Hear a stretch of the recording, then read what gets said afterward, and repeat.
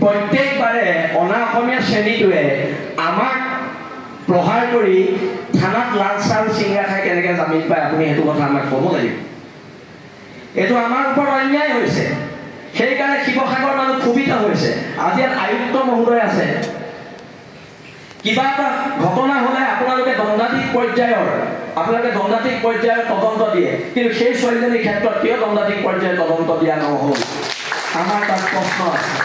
আপোনালোকে ৰাতিৰ ভিতৰত NSA লগাই আমাক 3 মাহ জেলত ভৰাব পাৰে, কিন্তু সেই মানুহকেইজনৰ ওপৰত দণ্ডাধীশ পৰ্যায়ৰ কিয় এটা তদন্ত ঘোষণা কৰা নহ'লে? আৰু প্ৰশাসনৰ মানুহ কিয় তাত গৈ ছোৱালীজনীৰ ওচৰলৈ এবাৰ যাব লাগিছিলে?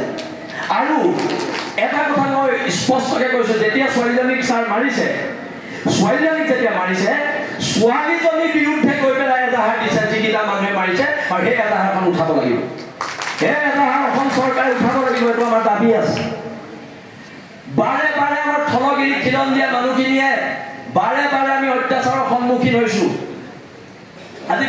আজি যদি ছাৰ মই আপোনাক কৈছোঁ, আজি যদি আমি ওলাই নাহিলোহেঁতেন ৰাজপথত, সেই মানুহকেইটাই আজি জামিন পাই ঘৰত বহি থাকিলেহেঁতেন। সেইটো শিৱসাগৰ মানুহৰ ঐক্যবদ্ধ সংগ্ৰামৰ জয়।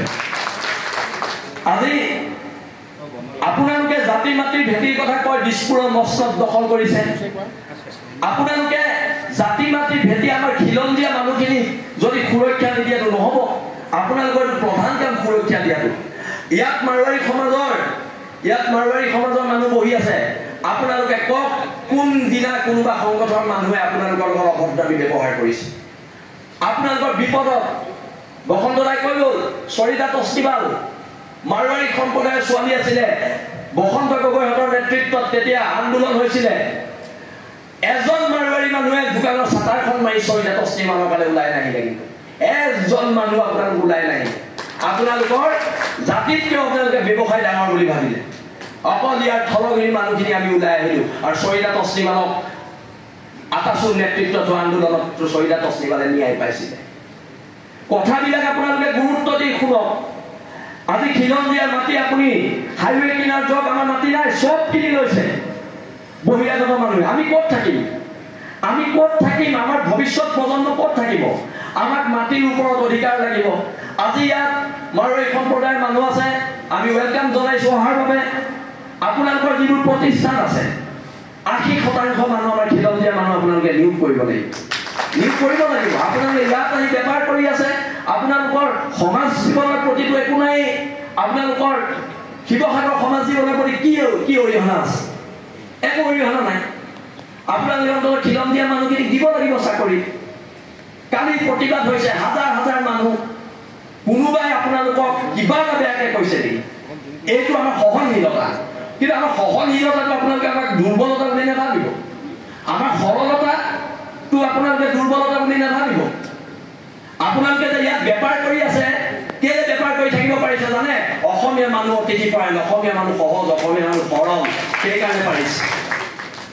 কিন্তু আমাৰ সৰলতাটোক আপোনালোকে আমাৰ ভয়াটো বুলি নাভাবিব। এতিয়া ৰ'লছ পে গোটা কৰি আছে। কালি মোৰ এগেইনষ্টত এজন মানুহে গুৱাহাটীত কেছ দিলে, তেওঁ আপোনালোকে 2টা PSO দি দিলে। এতিয়া মোৰ এগেইনষ্টত যে কেছবোৰ দি আছে, মোৰ PSO কেইটা ক'ত? আইনখন সকলোৰ কাৰণে সমান হ'ব লাগিব। আপোনালোকে বহিৰাগত মানুহ এটাক ধমকি ল'বৰ কাৰণে 2টা PSO দি দিলে, মোক চব জেগাৰ পৰা মাৰিম কেছ দি আছে। আপোনালোকে আকৌ মোৰ PSO কেইটা নাই, এইটো নহ'ব। নিৰাপত্তা মোকো দিব লাগিব, হয় নে নহয়?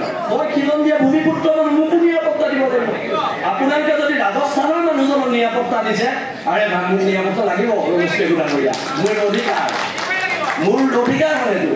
আপোনালোকে এতিয়া মই এটা সৰু প্ৰশ্ন কৰোঁ। মই যদি ৰাজস্থানত গৈ এজন ৰাজস্থানী মানুহৰ বিৰুদ্ধে FIR দিওঁ, মোক ৰাজস্থান চৰকাৰে 2টা PSO দি পঠিয়াব নেকি? স্বাভিমান ৰাখক। ৰাজনীতি চবতকৈ ডাঙৰ বস্তু নহয়।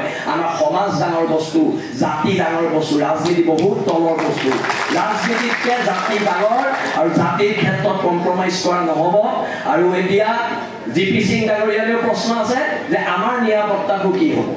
আৰু তেন্তে এতিয়া দেখোন চব যদি অনা অসমীয়া মানে মোৰ এগেইনষ্টত কেছ দি 2টা PSO পাই থাকে, অসমত আমাক নিৰাপত্তা দিবলৈ পুলিচে নাইকিয়া হ'ব। সেইকাৰণে মই কৈছোঁ আপোনালোকে কেবিনেটত সিদ্ধান্ত লওক যে আমাৰ উজনি অসমৰ খিলঞ্জীয়া মানুহৰ মাটি ছেভ কৰিব লাগিব।